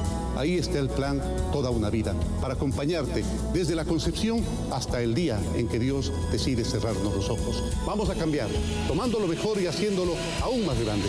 Cuento contigo. Un abrazo de verdad. Lenín, presidente de todos. Publicidad electoral. CNE Elecciones 2017. Segunda vuelta. Metrocar es chévere. Metrocar es Chevrolet. Me atienden chévere. Tienen precios chéveres. En Metrocar, tu Chevrolet con 0% de entrada. Los beneficios más chéveres. Entrada diferida con tu tarjeta de crédito. 60 meses plazo. Aprobación inmediata. Seguro incluido. Tarjeta Premium Metrocar. Metrocar siempre te da más. En Quito estamos en la 10 de agosto y Mariana de Jesús, San Ignacio y Orellana. En Tumbaco y San Rafael. Chevrolet. Find New Road. Su atención, por favor. Me complace inaugurar esta obra muy importante para el beneficio del país. Esta obra mejorará la vida de la gente y fue hecha con el esfuerzo de muchos obreros, hecha con pasión y talento. Y obvio, con Cemento Campeón, el experto en construcciones de todo tipo. Sin mis obreros y Campeón, no hubiera podido realizar esta gran obra. De esta manera, doy por inaugurada mi panadería. Gracias a todos por venir. Cemento Campeón, para todo tipo de construcción. Campeón, un producto de Unacen Ecuador. Fin de espacio publicitario. Buenos días, América. Gracias a todos los amigos y amigas oyentes y televidentes que nos siguen en esta entrevista con el señor presidente de la República, economista Rafael Correa Delgado, a través de la cadena Radial América en Pichincha 104.5 FM, Guayas 93.3 FM, Carchi 89.7 FM, Imbabura 89.1 FM, Radio Única Deportiva 94.5 FM, Radio La Poderosa 92.9 FM, Radio Majestad 89.7 FM, Radio Ciudadana Ciudadana y también a través de la Televisión Ciudadana. Está también usted viéndonos y escuchándonos a través de www.americaestereo.com. Oiga, y también me dicen que está esta entrevista siendo retransmitida por la web de los medios públicos. Me reclamaron hace un momento que no anuncié, así que anunciamos la web de los medios. A mí me gusta ser muy preciso. Entonces, en Colombia, el consorcio es entre Odebrecht, Episol y Solarte. Aquí, ¿cómo se llama la española del metro? Acciona. Pero parece que tiene vinculación. Acciona y Odebrecht. Tiene el mismo modo operandi. Y es para carreteras y puentes. Yo dije para dragado. Señor presidente, en las últimas horas se conoció la renuncia del señor gerente de Petroecuador, Pedro Merizalde, que estuvo involucrado también en una empresa offshore que aparentemente ya se deslindó de esa empresa. ¿Cuál fue la causa? ¿Usted conoce las causas de la salida del gerente de Petroecuador? Hasta donde conozco, la ha presentado Pedro por delicadeza, porque está siendo investigado. Le agradecemos mucho su sensibilidad. Entonces él presenta precisamente para no hacerle daño al gobierno, retirarse mientras es investigado por fiscalía por esas empresas que no declaró. ¿Está en el país? ¿Usted conoce de eso, presidente? Estoy casi seguro que sí. Presidente, esto también me lleva a consultarle qué pasa con la refinería del Pacífico. También se ha cuestionado por parte de sectores políticos que habían plazos y no se han cumplido. Pero es que parece que esos sectores políticos son los únicos que no conocen el descalabro del mercado petrolero en los últimos 2 años. ¿O no ha pasado eso? Entonces son los que nunca hicieron nada y critican todo. Estamos hablando de la inversión más grande de la historia del país. Que si se hubiera hecho hace 30 años no tendríamos deuda externa. Tendríamos un país totalmente diferente. Tendríamos un sector externo mucho más sano. No lo hicieron. Lo hacemos nosotros. Es evidente que en los últimos 2 años un colapso del sector petrolero. Se han parado todas las inversiones, pero solo es culpa del gobierno ecuatoriano. Ya basta. Entonces la refinería tiene que seguir y la continuidad de Jorge Glass es una garantía para poder sacar adelante ese proyecto indispensable para el país. ¿Pero en qué estado el gran salto hacia el desarrollo. ¿En qué estado? O sea, ya tenemos completos los diseños, se ha compactado el terreno, por ejemplo, grandes exageraciones, ¿no? 1.500 millones desperdiciados. ¿Desperdiciados por qué? Para empezar, como 150 millones son impuestos. O sea, es que ha pagado la compañía o los contratistas del propio Estado. Hemos pasado del bolsillo derecho al bolsillo izquierdo. Nosotros le pagamos al contratista y ellos nos pagan a nosotros. En verdad son unos 1.300 millones. De ahí está el acueducto La Esperanza, que está dando agua a varios cantones de Manabí. Réstele otros 300. De ahí están los 600, 700 millones en estudios, que si quiere hacer una refinería tiene que tener esos estudios. Están ahí, como una carretera. Todavía no lo puede hacer, pero ya tiene los estudios. Entonces, apenas haya financiamiento, con los estudios puede empezar a hacer inmediatamente. Y la compactación, ¿no?, que costó unos 300 millones de dólares, que está ahí el terreno. Entonces, apenas se consigue el financiamiento, que ha sido durísimo, porque en los 2 últimos años se han parado las inversiones del sector petrolero, como todo el mundo sabe, menos la derecha ecuatoriana y ciertos periodistas del Ecuador. Entonces, hay que conseguir financiamiento para empezar esa obra histórica para el país. Pero la idea era hacerlo originalmente en alianza con Venezuela, con PDVSA, ¿verdad? O sea, más que alianza con Venezuela, ¿no? La asociación con Venezuela era para garantizar la cantidad de petróleo, ¿no? Porque uno de los argumentos era 300.000 barriles, y si nos quedamos sin petróleo, nosotros estamos produciendo 550.000 barriles diarios, la capacidad de Esmeralda es 110.000 barriles por ahí, ¿no? Tenemos 430.000 barriles y la refinería tiene 300.000, o sea, había petróleo de sobra. Pero si quedaba alguna duda, eso fue para darle tranquilidad a los inversionistas, ¿no? La alianza con Venezuela, porque ellos nos podían dar petróleo. Pero si quedaba alguna duda con las reservas que se han descubierto en el ITT, o sea, mucho más de lo que esperábamos, es el doble, el triple, y creemos que hay mucho más. O sea, la refinería está más que justificada, y no solo eso, es urgente. ¿Cuánto se ahorraría el Estado ecuatoriano concluida esta obra, presidente? Bueno, nos ahorraríamos centenas de millones anuales en importación de combustibles, ¿no? Claro, el efecto neto no es que, si usted está importando, verifícame por favor la importación de combustible, César, debe estar unos, ¿cuántos? 2.000 millones de importación de combustible, ¿no? Ya le verifico la cifra. Pero no es que nos ahorramos 2.000 millones, para poner de ejemplo nada más. Porque también ahora vamos a procesar el petróleo y refinarlo. Antes hubiéramos vendido ese petróleo. Entonces tenemos que tomar la diferencia entre lo que nos cuesta importar y lo que ganábamos vendiendo. Pero son centenas de millones que se ahorran. Pero no solo eso, nos da soberanía energética, ya no dependemos del resto del mundo. Genera fuentes de trabajo, genera encadenamientos productivos. Mire, para graficar lo que ha hecho el país, de que somos exportadores de petróleo, esto de exportar crudos por importar derivados es como vender choclos para comprar humitas. Mejor hago las humitas yo mismo. Agrego valor, genero fuentes de trabajo, desato encadenamientos productivos. Pero otra cosa, la refinería va a tener una incipiente petroquímica. No hay país que se haya desarrollado sin petroquímica. Revise la historia del desarrollo, Singapur, Taiwán, Corea del Sur, los nuevos industrializados, los viejos también, Alemania, Estados Unidos, Japón. Puede por ahí haber una excepción, precisamente por excepción es muy escasa, pero en general la petroquímica es una de las industrias fundamentales para la industrialización y el desarrollo de un país. Es un salto cualitativo histórico, ¿no? Ese proyecto para el desarrollo del Ecuador. Para cerrar esta parte de la refinería, en este momento, ¿hay o no inversionistas interesados? Sí, se está negociando. Hay de China, hay de Corea. Pero no se ha logrado concretar ya definitivamente. Bueno, se está trabajando en eso. O sea, en realidad, como estamos en ambiente electoral, pues nos ha distraído un poco las elecciones, pero se está avanzando y bastante bien eso. Hay 3, 4 interesados, incluso rusos. Mientras tanto, ¿cuánto nos apoyamos con la repotenciación de la refinería de Esmeraldas, presidente? O sea, muchísimo, pero recuerde que la refinería Esmeralda fue dejarla mejor que nueva, pero su capacidad de refinación es 100.000, 110.000 barriles, ¿no? Y nosotros producimos 550.000 barriles diarios, es decir, más de 400.000 barriles los tenemos que vender como crudo, en vez de refinarlos aquí en el país. Señor presidente Rafael Correa, estamos en la recta final de este diálogo, nos quedan unos Mire, pocos la certeza, minutos. no me falla. El tema de la importación gasolina. de combustible, el año 2016, 2.490 millones, 2.500 millones, pero otros años ha sido más, ¿no? Ya esto bajó el precio, pero otros años puede llegar con precio alto del petróleo, también sube el valor de los derivados, el precio de los derivados puede llegar a 4.000 millones de dólares, la importación, o más incluso.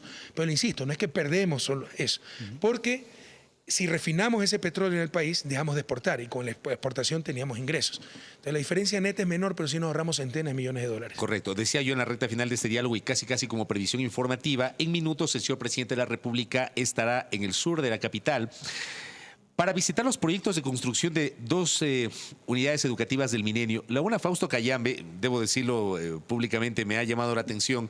Conocí a Fausto Cayambe desde su condición de legislador. Creo que todos lamentamos su fallecimiento y vemos que una unidad educativa del Milenio se va a llamar Fausto Cayambe. Y Hermanos Restrepo Arizmendi del Cantón Mejía. Cuéntenos un poquito de detalles. Bueno, yo también me acabo de enterar los nombres, ¿no? No sé cómo han decidido aquello, pero ojalá hayan consultado con la familia de Fausto y con la familia de los hermanos Restrepo, ¿no? Ya con el consentimiento de la familia, la maternidad del sur de Quito se llama Luz Elena Arizmendi, un ejemplo de madre, de abnegación, de sacrificio. Entonces creo que tienen que pedirle primero autorización a la familia y sobre todo a don Pedro Restrepo. Pero mire, esta era la estación del INIAP, la Santa Catalina. Ya el INIAP se lo ha traspasado a Yachay. Ahí tenemos centenas de hectáreas, se busca hacer un campus del milenio. Este concepto, ¿cuál es? Una serie de equipamientos públicos. Por ejemplo, en el campus del milenio del Guasmo Sur está el hospital, se va a empezar a construir unidades del milenio, pero también centro de atención ciudadana, esto también se va a hacer en el INIAP, unidades de policía comunitaria, polideportivo. Este es el proyecto, yo no lo voy a poder hacer en mi gobierno, lo voy a dejar iniciado. Por ejemplo, las escuelas, ¿no? Y se van a poner escuelas del milenio tan necesarias en la parte sur de Quito, porque este es el límite entre Cantón Quito y Cantón Mejía. Estrictamente hablando, ya estamos en el Cantón Mejía, pero también va a servir a la parte sur del Cantón Quito. Presidente, también decirle en la parte final ya, como dice Fabricio, ¿qué va a pasar con el sector agrario, presidente, habida cuenta de que el candidato Moreno tiene la misma línea política, obviamente, pero que hay que fortalecer en el próximo gobierno si es del Lenín Moreno? Se ha avanzado mucho en el sector agrícola y muchas veces lo más importante es lo que no sucede, le insisto. Ahorita no tenemos inundadas 140.000 hectáreas gracias a los multipropósitos. Esa gente sigue produciendo. Por el contrario, si no tuviera multipropósito, esa gente estaría tal vez albergada, porque sus casas estarían inundadas, sus terrenos inundados, sin producir y a cargo del gobierno en albergues. Esa es la gran diferencia. Pero, por ejemplo, Ban Ecuador está dando crédito y está funcionando razonablemente bien. La UNA está estabilizando los precios, por ejemplo, la cosecha de arroz. Tuvimos una muy buena cosecha de arroz. Se están repartiendo kits de semillas certificadas en el arroz mismo, que aumentó muchísima productividad, pero también en maíz, ¿no? Debe ser el 100% de agricultores. Si se ha desarrollado la mejor semilla, de más alta productividad, todos deben tener esa semilla. Para eso es necesaria la participación del Estado, porque muchas veces hay barreras al acceso, por ejemplo, al mayor costo de esa semilla, que un campesino pobre no tiene para comprar. Pero el rato en que la ayuda, en un primer momento, el gobierno, ya con la mayor productividad, ya genera un círculo virtuoso que permite seguir comprando esa semilla. Pero también se están dando kits de mejoramiento genético, ¿no? Pajillas, etcétera, para inseminación artificial, mejoramiento genético para ganadería de carne, ganadería de leche. Fíjese, ahorita tenemos una gran oportunidad de exportación de carnes con lo que ha pasado lamentablemente en Brasil. En todo eso se está trabajando en legalización de la tierra, distribución de la tierra. Pero aquí lo más importante tal vez, y eso va a continuar con el gobierno de Lenín y Jorge, es la política económica. O sea, la derecha nos propone firmar tratados de libre comercio. Eso es arrasar por el sector agrícola. Y ni siquiera tenemos que imaginarlo.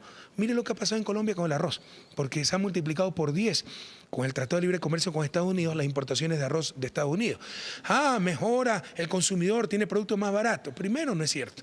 Segundo, puede comprar más barato, pero si ese consumidor pierde su trabajo porque se destruyó la producción nacional, no tiene ingreso y tampoco podrá consumir, y todos perdemos al final del día. El principal deber de un gobierno es proteger la producción y el empleo nacional. Y con estas novelerías de libre comercio, donde firmo patroncito, aniquilarían el sector agrícola y pecuario del país, sobre todo los pequeños. Ya está pasando en Colombia, ya pasó con el sector maicero en México. Y no pasará lo mismo con el acuerdo comercial suscrito con Europa. ¿Y por qué cree que nos demoramos 2 o 3 años en negociarlo? Precisamente para proteger a nuestros pequeños agricultores, a nuestra pequeña industria, a nuestra artesanía. Señor presidente, lo que develó Diario Página 12 de Argentina, ¿es una ilegalidad o una irregularidad? Me refiero yo a la estructura societaria asociada al candidato del movimiento, creo, Guillermo Lasso. ¿Es ilegal o es antiético lo que develó Página 12? O sea, claramente es inmoral y antiético. Y se está investigando si es ilegal. Por favor, entienda el pueblo ecuatoriano cómo funciona nuestra oligarquía. Es una oligarquía que no cree en su patria, cree en negocios. En vez de alma tiene un gran bolsillo. Entonces, cuando la derecha propone hacer zonas francas para que venga inversión extranjera, por ejemplo, clínicas privadas, que en el 20% de las camas a los pobres, la salud como caridad, y la clase media, un trasplante de riñón cuesta $40.000. ¿Qué pasa con esa clase media cuando tenga que atender a un hijo por un trasplante de riñón? Se va a la quiebra o se muere el hijo, porque necesita la ayuda del Estado para esa clase de atenciones. Pero aquí todo lo convierten en negocio y en caridad, ¿no? Pero lo que no tal vez conoce la ciudadanía, que no hay tal inversión extranjera, que es su propia plata, que la tienen afuera. Lasso tiene su fortuna afuera, en paraísos fiscales, en fideicomisos. Eso lo ha denunciado con pelos y señales, no un prófugo de la justicia como Carlos Parada Yanusele, no un descalificado como Pedro Delgado, no un banquero pillo como Roberto Isaías. Lo ha denunciado uno de los diarios más prestigiosos de América Latina, Página 12 de Argentina, ¿no? Y ustedes ven que no sacan una letra en la prensa cómplice de esta derecha, cuando la denuncia es gravísima, con sustento, con fechas, montos, lugares, pelos y señales. El seudónimo que utiliza Lasso, que es Positano, esa es una comunidad turística de la costa italiana, hasta para eso son pelucones, ¿no? Pone Positano, su seudónimo, no es que puso Salitre, qué sé yo, Rumiñahui, Atahualpa, no, Positano. Pero no dice nada la prensa aquí, algo vergonzoso. Pero si ya es inmoral y puede haber ilícitos en sacar su plata fuera del país y triangular, porque la tan cacareada de inversión extranjera que dicen que van a traer en caso de ganar, es su propia plata. Por eso se quieren hacer zonas francas para traerla sin impuestos. Y ante el primer problema que tenga el país, sacarla nuevamente. No nos engañemos, es su propia plata. Yo prefiero ya no depender de esta gente, no seguir adelante con nuestros propios recursos, pero librarnos del chantaje de la oligarquía. De mal con ellos, peor sin ellos. Quédense nomás con su plata en sus paraísos fiscales. Pero si esto ya es muy cuestionable, lo imperdonable, realmente lo intolerable, también lo dice Página 12. Es cómo negociaron, pues, cómo hicieron pingües negocios en la crisis bancaria. Ahí amasa su fortuna Lasso. Esto no lo ha publicado la prensa nacional, está en Página 12. Crean la empresa con sede en Islas Caimán, Andean Investment, Inversiones Andinas, propiedad de Guillermo Lasso, que compran los certificados de depósito de la pobre gente que tiene congelada su plata por orden de los propios banqueros que dominaban Amaguat, le congelan sus depósitos y estos señores, no sé cómo llamarlos, me indigna, ¿no? Lo que hacen es negociar con esos certificados de depósito. Andean Investment compra esos certificados de depósitos con descuentos de 50, 60%. Si usted, Fabricio, si usted, Jorge, tenían 1 millón de sucres, se los compran a 400.000 sucres. Si son del Banco de Guayaquil esos depósitos, certificados de depósitos, se los venden al Banco de Guayaquil. Por eso el Banco de Guayaquil dice, nosotros no hemos comprado con descuento. Compramos al 100%, claro, a la empresa del dueño del banco, pues Andean Investment. Así triangula esta gente. Andean Investment se vuelve multimillonaria, el Banco de Guayaquil con esos certificados de depósito extingue sus deudas en la corporación financiera y quiebra a la corporación financiera, que por orden de Magua, decreto 1492, me acuerdo bien porque es el año del descubrimiento de América, 1492, ¿no?, ordena a la CFN comprarle al 100% a los bancos esos papeles como parte del pago de las deudas que tenían los bancos con la banca pública, CFN en este caso, y quiebran a la CFN, acaba llena de papeles sin valor. ¿Quiénes se hicieron millonarios? Los banqueros. Ah, pero el Banco de Guayaquil no compró con descuento, compró Andean Investment, ya se descubrió el mecanismo. Eso lo descubre página 12 y no dice nada la prensa nacional. Eso es imperdonable. Y en 2 años, de 1990 a 2001, Andean Investment aumenta, agárrense, sosténganse por favor. Cuando la gente se nos suicidaba por no poder sacar su plata, cuando millones migraban por culpa de los banqueros, Andean Investment, propiedad de Guillermo Lazo, intermediaria financiera con sede en Isla Caimán, aumentaba su capital de 1 millón a 31 millones de dólares. Ganaban 30 millones de dólares. Este tipo hizo negocio con el dolor de la gente, con la tragedia nacional producida por ellos mismos. Y dice que no fue causante, cómplice, autor, beneficiario del feriado bancario. Hasta lo de la offshore, que no confía en su propia patria, se le puede tolerar. Pero haber hecho negocio en esa tragedia nacional, eso es imperdonable. ¿Eso no se descubrió en el 2007, señor presidente, con la comisión que se integró para investigar el tema del feriado bancario? No, ni yo lo sabía, yo investigo también eso. Yo he escrito sobre el feriado bancario en mi libro, eso no lo sabíamos. Es una investigación muy bien hecha de página 12, con pelos y señales, y no ha respondido. Cada vez que se le pregunta, acaba gritando fuera Correa, fuera, como que si yo fuera el candidato, tiene una obsesión conmigo. Pero que responda, Andean Investment, ¿es de él o no es de él? ¿O fue de él o no fue de él? No negoció con certificado de depósito, no ganaron de 1999 al 2001 30 millones de dólares con el dolor de la gente, con la tragedia nacional, con el congelamiento de depósitos ordenado por ellos mismos. Eso sí es imperdonable. Pero triangular la plata para evadir impuestos también puede ser ilegal, puede tener un juicio. ¿Por qué? Porque usted sabe que la remesa de utilidad de la inversión extranjera no paga por el impuesto a salida de divisa. Entonces sacan su plata, ¿no?, y la traen como inversión extranjera y la vuelven a sacar en forma de utilidades sin pagar impuestos. Entonces ahí puede haber un ilícito. Presidente, finalmente, ¿cuál va a ser su futuro una vez que termine su mandato? ¿De pronto varió en algo lo que usted dijo ya hace mucho tiempo?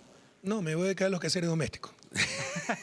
Acude al tenis. Oiga, pero hace pocos días usted había dicho que si gana Lazo usted podría quedarse en el país. Con lo que dicen las encuestas, digo, con lo que dicen las encuestas ya no se queda, me imagino. Gracias a Dios. Si yo viajaré a Bélgica probablemente en el mes de julio a residir algunos años, al menos hasta que Miguelito entre en la universidad. Se queda un par de meses entonces después de que concluya su periodo. Básicamente hasta que acabe el colegio Miguelito.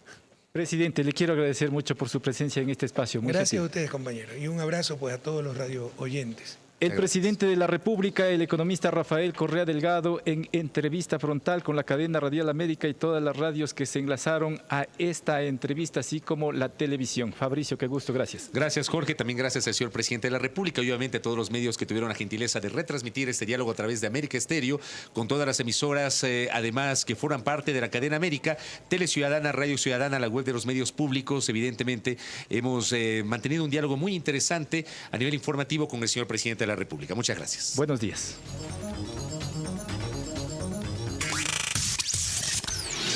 Buenos días, América. Llegamos al cierre de esta jornada noticiosa. Esperamos contar con su amable sintonía.